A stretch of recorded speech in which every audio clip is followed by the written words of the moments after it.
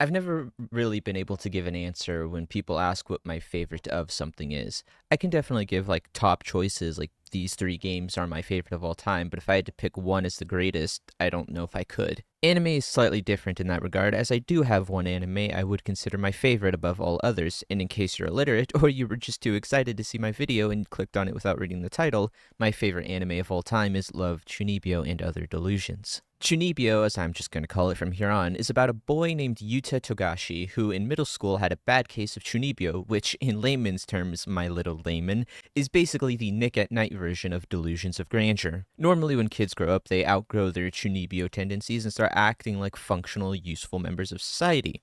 Which is what I would say if I was a bitch! Here comes Rika Takanashi, a girl who never outgrew Chunibyo and entering high school still believes in magic and monsters and other things like that. Rika learns of Yuta's past and tries to get him to play along and return to being the dark flame master of old. It's a simple, cozy love story between these two, and it's why I love it so much. If you came here expecting me to tell you that I love this show because of the immense depth of these characters or how the show deals with heavy topics like loss of loved ones, then you're just going to be disappointed.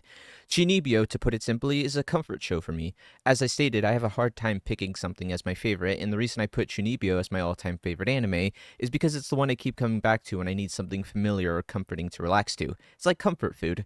When you're feeling down and need something familiar to remind you that the bad times are temporary, Chunibyo is that for me. If I were to rank a show based on its depths and themes, I would probably pick something like Attack on Titan or I'm in Love with the Villainess, intelligent shows. Chunibyo definitely isn't a dumb turn your brain off show. The first season is very well written and handles Rika and her inability to accept her father's death very well. But that's about it for my comprehensive analysis. The reason I love this show so much is the warm feeling I get seeing all these characters interact with each other.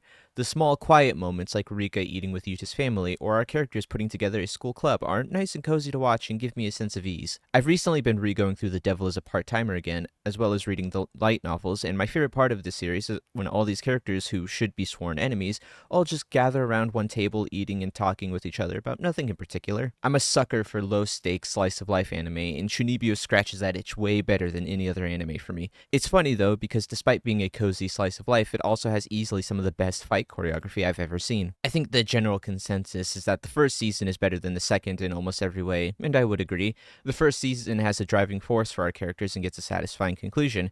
The second season has no real direction, and it's really just 12 episodes for our cast goofing off, but to be honest, I'm totally here for that. I think my favorite episode in the whole series is episode 2 of season 2. To sum it up briefly, Yuta and Rika spend the whole episode going on their first date working up the courage to hold hands with each other because the show is just that pure. It doesn't exist to push any major story forward, even in the most storyless season 2. It's a filler episode inside of a filler season, but filler be damned because it's just a damn cute episode and that's all I need from it. The end of the episode where the two are sitting at a bench and Rika temporarily puts her Chunibyo on hold for a second to try and show Yuta how much she loves him is the best thing ever, and if I could erase my memory and watch it again, I totally would. Screw character drama, just give me more wholesome moments like these. As I've gotten older, I've gotten just kind of bored of dark, gritty media where everyone is suffering and nothing good ever happens. I like my happy endings where everyone is okay and by the climax everyone is smiling.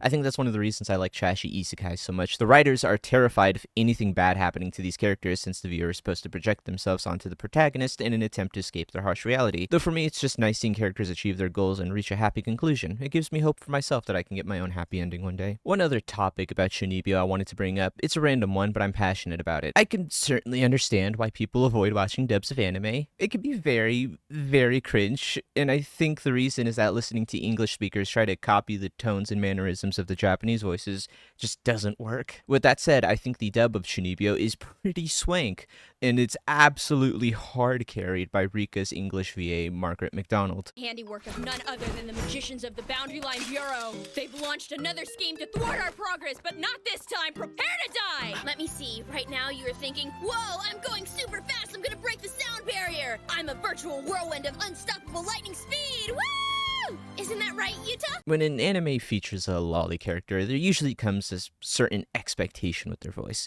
Usually a higher-pitched, cute voice is to be expected from such characters, and in the sub, it works perfectly fine. It doesn't, however, work at all in English. Thankfully, Rika's English VA didn't take this route at all and went with her own spin on Rika's voice. It sounds great, and unlike other certain VAs, doesn't sound like a 12-year-old with a stoma. With that being said, though, Margaret McDonald still makes very funny Rika noises, for lack of a better term. Ow!